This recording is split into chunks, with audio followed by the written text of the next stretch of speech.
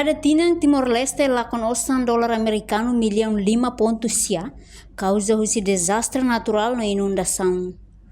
Autoridade de Proteção Civil, Serviço Remoto com parceiro técnico, FAO, no Red Cross Climate Center, organiza workshop, nebe realiza e auditório Arquivo Museu Resistência Timorense, Liceu de sexta-feira, né?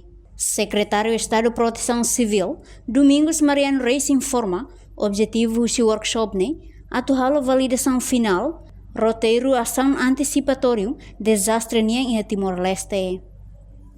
O objetivo é a validação para o desastre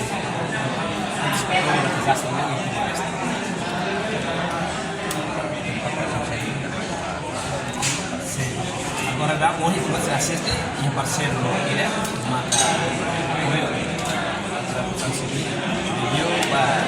every warning system sistema alerta safe para Timor-Leste.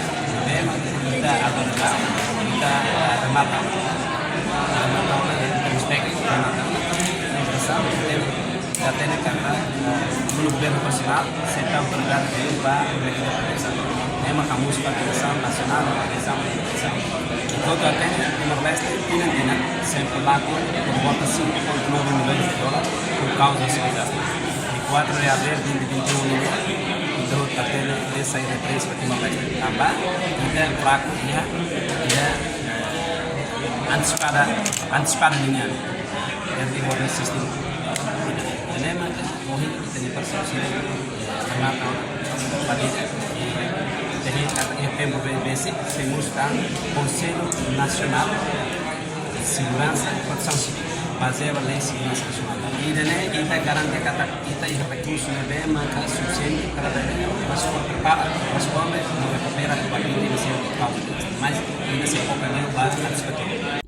Nia informa, Kada Tinan Timor-Leste sempre lá com $8 americano Millaun 5 pontos sia, causa esse desastre nebe acontece, também relógio hat fulang April Tinan rua ronul racing ide liuba, sai hanesan referência ba Timor-Leste. Além de governante explica, governo constitucional da SIA, tal prioridade liuba medida prevenção.